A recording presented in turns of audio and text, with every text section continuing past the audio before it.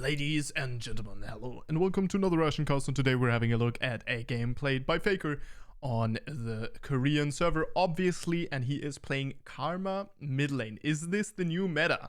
Is this going to be the new shove in, constantly roam, help out your bot lane and bot lane focus meta? Pros have been saying that mid lane is irrelevant for a time now, Nemesis being one of them, obviously. A lot of other players not of the same opinion, but Nemesis under the impression that mid lane is kind of a secondary support role at this point in time.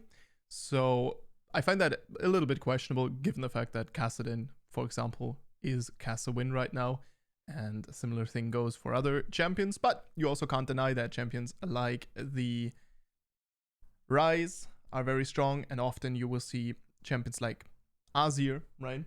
Just kind of try to get a 1-for-1 trade. That is it. One thing that Faker does here, I know this is something that LS discussed a lot, and probably also with him, is he's clicking wards and he's looking who placed them. So he hovers over the ward. You see it selected in his, in the left-hand corner here. I can move my Ashen Cast real quick. Move it over here for a second. So here it says right underneath the over the C of my cast logo, it says exactly that. It says that you can mouse over it and says who placed the ward. Okay, so ultimate starting off into the Yasuo shield, not optimal, but he wanted to get the farm, and Yasuo not really going to be able to touch the wave right now. However, something that Yasuo, can't allow is Karma getting in between him and the wave, so he has to stay there and take a couple of auto attacks, just so Faker can't move in. Okay, Yasuo gotta be a little bit careful here. Okay, very good shield here, predicting the trade pattern here of the Yasuo. And we're not going to push the wave, we are going to hold the wave on our side, putting loads of pressure onto Yasuo. Unfortunately, we are not able, again, pumps the ultimate into the Yasuo shield. It's kind of unfortunate. But the wave is pushing into the Karma here, so we are going to be pretty safe if Yasuo goes for a trade. Right now, he is going to be in the danger zone a little bit as well, as you can run down Yasuo, right? And exactly that, trade on him while he is CC'd. Windwall doesn't block the W, does block the Q, however. And obviously the auto attacks as well, as they are projectiles. Alright, now Faker CSing. Yeah, he will miss a minion here. He will miss a second minion. Misses a third. So not the cleanest trade. Okay, so we are pulling the wave into the fountain. I mean, not really, but this will end up in a wave state that probably pushes back. So Yasuo could, if he was under a lot of pressure, Yasuo could just ignore it. Yasuo will follow on the play here. Again, this wave is going to eventually crash into the turret anyway, because if you keep minions too close to the turret, then the melee minions will eventually walk into the turret and the wave will halt there, right? This is still very good because on that trade that didn't work out very well for Faker, he still isn't fully screwed because the wave is still, was still pushing in his favor at least a little bit. So that's good. All right, first big value ultimate here. We are a little bit low on mana, but we have a cookie, so there is good amount of damage still available here for the Karma, and so Yasuo has to respect that. All right. Yeah, we want to auto attack the Yasuo here, obviously, right? And any ability usage could be fatal here. So Faker used his Q onto the wave there, and that was a mistake.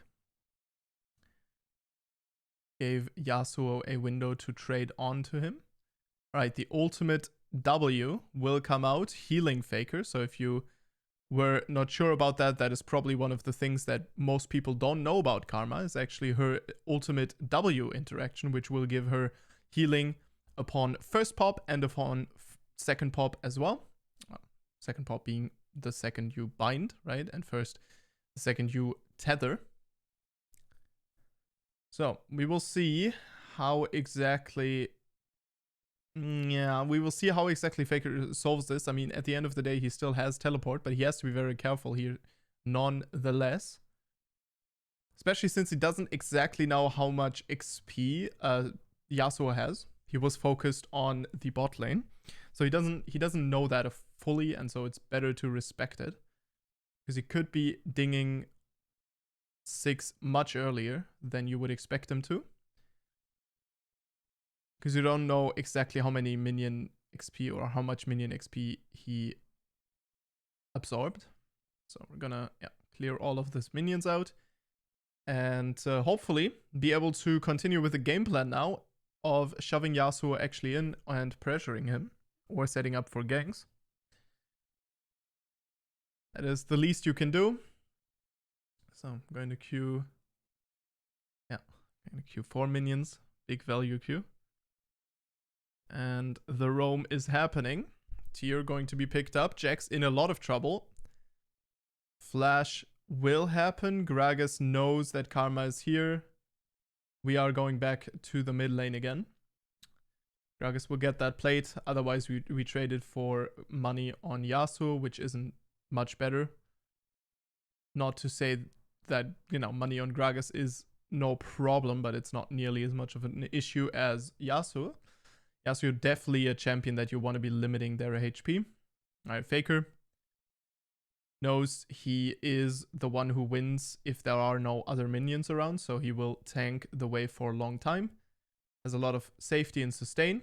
Yasuo will roam here. Yeah. That means Faker needs to instantly shove. Yeah. I mean, it's not optimal. Yeah, it's not optimal. Took him a while to shove it in, but yeah, he's going to shove and going to recall. I'm assuming... I'm actually not sure what we're going for here. We're going for boots here. That makes a lot of sense, yeah, of course. And I'm expecting Radiant Virtue here, right? Probably makes the most sense. We will see what exactly he ends up choosing, but that would make the most sense in my mind. Again, deep ward placed by Faker. Deep ward placed by Yasuo. Faker doesn't have Scrying Orb, which is definitely an option on something like the Karma, as you are pretty safe. And it can be very favorable to be able to remove vision, as Karma does want to be like reasonably active, especially with skirmishes and stuff.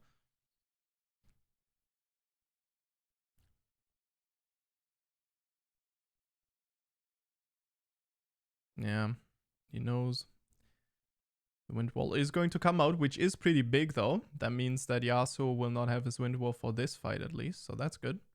Jax finding an angle onto the Gragas. Good body block by Faker.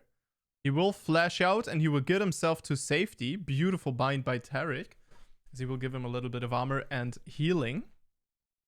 And unfortunately, Graves went down and the Herald went over to Gragas, I think. Did he? No, he went over to the enemy jungle. Went over to Rengar, so that is real bad. Really, really bad. But yeah, I mean, that is just the situation that we're in at the moment. And this might be a redemption first as well. I've seen that played usually on supports though, right? Because you don't really need it, but you don't really need the damage items, and it can help you in giving, you know, can aid you in getting quicker stats. Basically, is the way I understand it. Obviously not a support main at all. Good dodge by Faker. Can't dodge the E though, the Jaime E. Big Heimerdinger damage. Heimerdinger turret did get a very good nerf. It got its HP reduced by a good amount, and the important part here is not that it got the HP removed, but how much HP it got removed. And it got enough HP removed for a lot of abilities to now be able to clear it, which is very important. Obviously, to deal with the push pressure of Heimerdinger. A little bit like Malzahar. If Malzahar Voidlings are too strong, then that is a similar problem, right? Beautiful movement by Faker. As Faker, obviously, he is caught down here in the bot lane, but this is absolutely fine for him, as his team will technically have an advantage here now the entire time, right?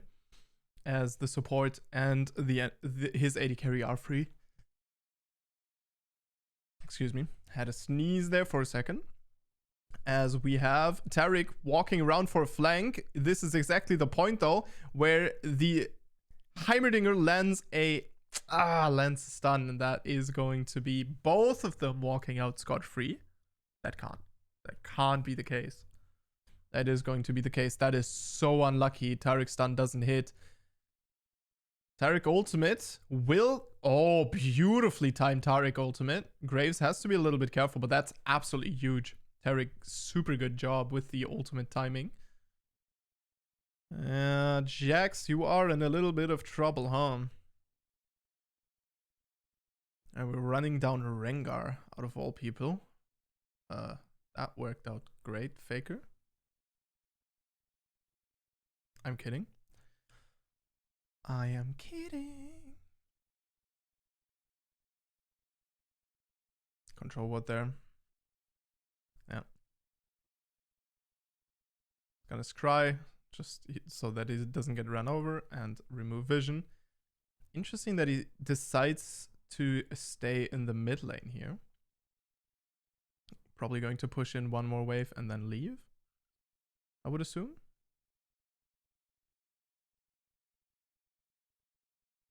No, it seems like the rotation has been reverted again. It doesn't really matter since Dragon is the upcoming objective, so you don't need the bot lane in mid lane per se, right? You can also leave them in the bot lane where they're also close to the Dragon. Believe it or not, bot lane is close to the Dragon, I know. The more you know, all you learn on the Ashen GG podcast. If that isn't worth it, subscribing, then I don't know what is.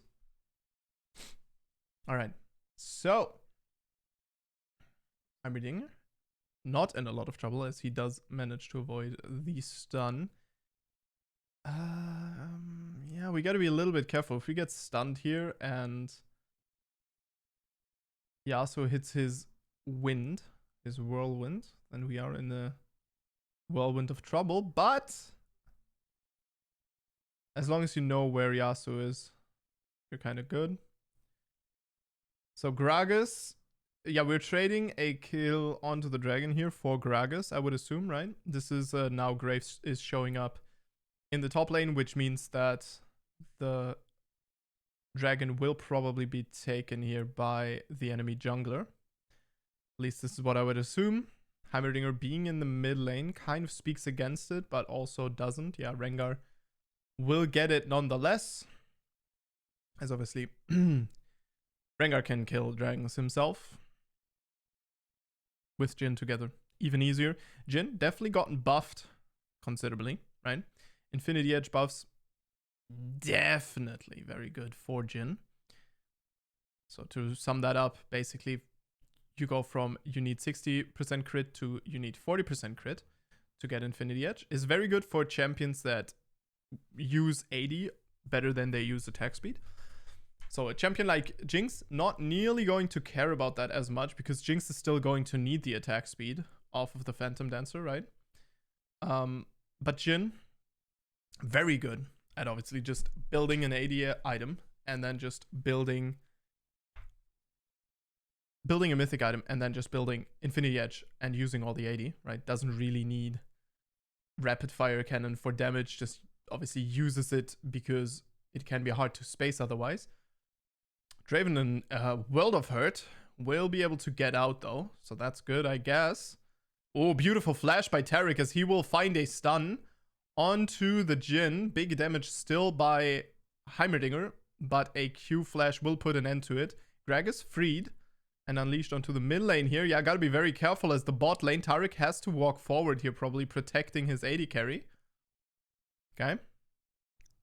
Well, Taric goes down as Draven tries to outplay, but will probably not go down. Beautiful save. No, Draven goes down nonetheless.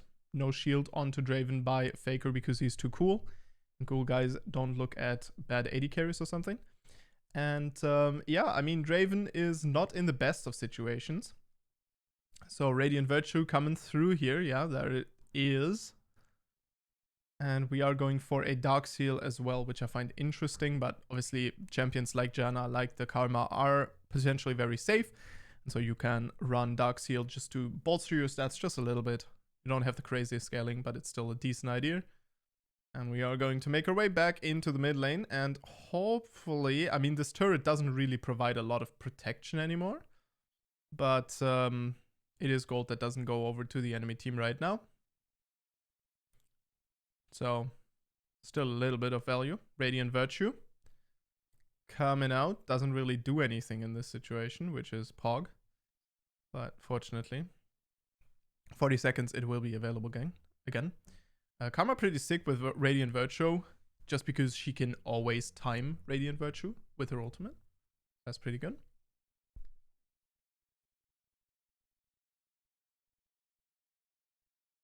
And can kind of pop it for the sake of Radiant as well, which is very good. Alright, 17 seconds remaining on Radiant Virtue. So it's a little bit unfortunate for the fight here, right? As we pop our ultimate, now no Radiant Virtue in this value in this fight. As Faker in a little bit of trouble here, yeah, with Rengar finding the jump onto him once again. Shield onto the Jax, but Jax has to be very careful there. Doesn't get a trade, unfortunately.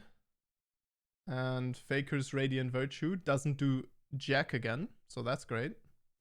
The turret will go down here, and yeah, I mean, it's a little bit of a troublesome situation that we find ourselves in here. Okay, Greg is feeling himself a little bit too much. Faker trying to bait that ultimate out. But you still go down, or do you?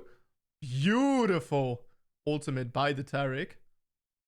Faker will stay alive. That is ridiculous. Beautiful RE as well. Just getting that shield out. Ay. That was a scary situation. This Rengar is so fed though. Alright. Yeah. Can't. So, interesting that Draven used his E not to interrupt the Rengar's jump, but to stop him from entering the brush. Because something that you... oh. You gotta love being an AD carry versus Karma. You gotta love it, dude. Oh, yes. She just walks you down. And you're dead. Because supports are balanced. Alright. So, Mr. Hyper Carry Draven.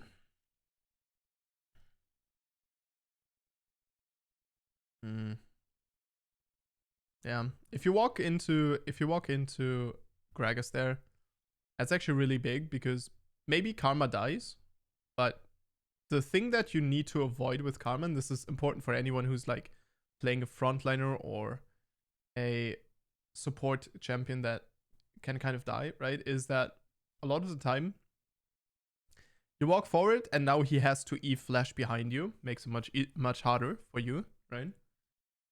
Makes it much harder for him to get a good stun on your team. And it's never good to give Gragas a lot of surface area. Alright, so Rengar ultimate coming through. That is going to be a Taric flash as Faker finds himself in a lot of trouble. His ultimate is coming up though.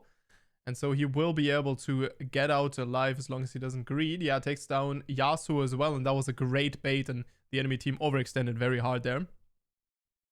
With both Taric and Faker walking away with their lives. Yasuo not having the time of his life on that note. So that's unfortunate. Build also a little bit questionable. Yasuo build. Especially questionable given the fact that he is so far behind, and so oftentimes he is going to just respond to Gragas knockups. And so you want to stack some 80 on it, but it is what it is. As Seraph's Embrace is going to be the next item of choice here for Faker. Obviously, great, gives you a lot of AP, gives you resistance in form of a shield. Generally just a nutty item. Not as wombo combo as it is with other mage items, or with actual mage items that give you mana, but it's still good. Still very good. The shield, obviously huge on champions like Karma. Because optimally later on you don't want to use your shield on yourself. It's kind of an L. Beautiful sidestep actually by Heimerdinger. So you're just going to step through that Q almost. Just continue clear the ward. Yasuo out of position once again. Gotta be a little bit careful, but yeah, this is the no you will not turn button pressed by Taric, which also means now that Taric doesn't have his ultimate available, creating a little bit of an opening for the enemy team here, especially for the Rengar, as a big stun comes through by Jaime, as Taric will be alive though barely. And Jax taking a lot of damage as well here, so everyone is dropping low. Faker's still guarding the choke like a madman. But unfortunately, it doesn't seem like much could be gotten out. Can be extracted from this particular situation. As yeah, try moving.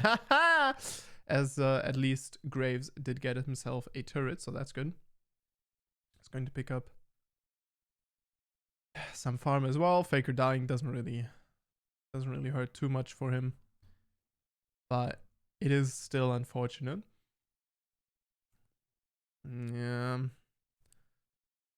think we could have kind of seen that coming, I will be honest. Oh, Jax turning, switching attention, still will get the Jaime, but will not be able to take down the Baron. That is 2 people going down for this potential Baron steal, so that means that on top of the 1000 gold that anyone get, the entire enemy team gets, they also get 2 kills.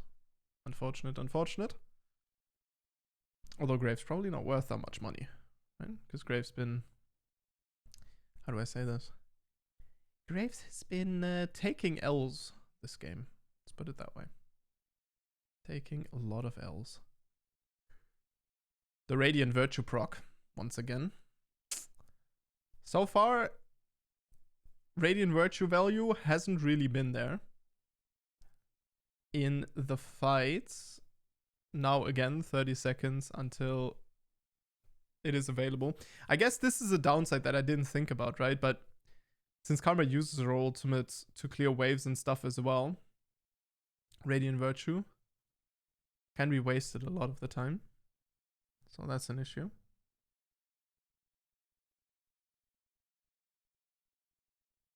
Taric's down here. Rengar damage is definitely haram. Aye. But it's fine. We have a Karma. Yeah, Draven's not doing too hard. That is like the main problem here, is you're banking a lot of you're banking a lot onto the performance of your AD carry. Rengar. Yasuo, everyone finds the frontliners, and now there is only Draven and Karma alive. Taric should be coming up soon-ish, but yeah, there he is. But, you know, it's definitely not going to be enough to save this inhibitor. Although, potentially, Taric ultimate is available, so dependent on how strong... Oh. Draven's dead. So, yeah. I think that answers the question. Faker finds himself a little bit useless here. Remember, Faker, this is not pro play where you can rely on your AD carry. This is, after all, solo queue. Radiant Virtue value. Non-existent once again. Hog. Yeah, Hextech. Campong Sword definitely the item of choice here. That item is very good. Very, very good. And I mean, for a team as well, you just have to give it to the red team. I feel like they have a better team comp in general. Gragas very good at resisting. And Rengar, if he's this strong, he doesn't really one-shot and doesn't need to one-shot. So he just goes for these extended trades, and then you can resist the Taric ultimate quite a bit, actually, right? And so far, Taric has been caught off guard a lot of the time as well, where he wasn't really able to use his ultimate very well, and I think that is definitely one of the main reasons why we are losing here, is the fact that Taric and what's his face, not doing too hot this game. Draven. For Draven, it can be really difficult to have a lot of influence on this game though, because you can always get ulted by Yasuo, basically, right? As long as you're dealing damage. And then there's also the stun from Heimerdinger and all of these things. So it's a little rough. Radiant Virtue, again, not being used in the best of times, as Rengar will find Faker. Is going to ult and flash over the wall. So that could potentially be good for the team, but the team's not in a good position anymore. So it doesn't really matter. And I believe this is going to be the L. So unfortunate. We have had a look at the Karma, and we see one of the biggest weaknesses of this pick is, you rely on your champions to be hyper carries. So if you have a mastery in the jungle, you can go for it, but maybe not necessarily if you have a Draven in the bot lane in low reloads. Thank you very much for watching, and I will see you guys in the next one, and stay awesome.